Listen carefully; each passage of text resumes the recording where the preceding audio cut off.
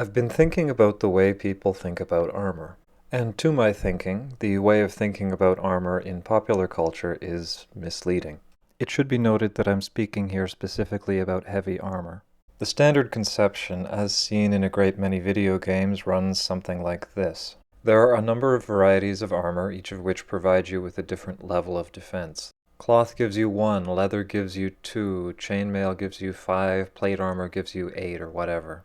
I feel as though this is the wrong way to think about things. Rather, I think just about every possible configuration of what you might term heavy armor is going to provide a very similar level of protection. Prior to firearms, the primary limiting factor in offensive capability was human strength. This is essentially a constant across all regions. It isn't a coincidence that most cultures around the world came up with the number of about 100 pounds as the ideal draw weight for a war bow. This being the case, all possible armors are then going to have a similar baseline of what can be considered adequate. We can also assume people wouldn't settle for something inadequate. If a given configuration of armor fails to provide adequate protection, then we can safely say that that configuration is inadequate. However, an inadequate configuration could also be augmented with additional elements in order to render it adequate.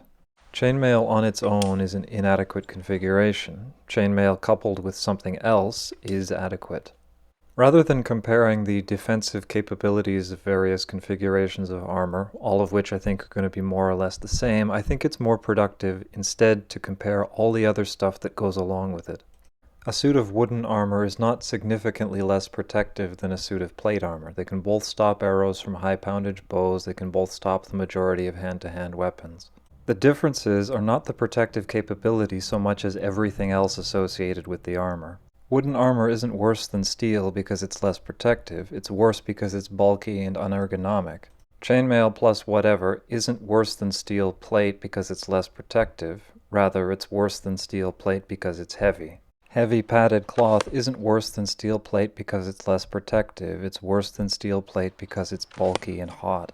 In short, I don't think the various configurations of armor are differentiated by their protective value. Rather, I think they are differentiated by the compromises that each configuration incurs. Just a thought.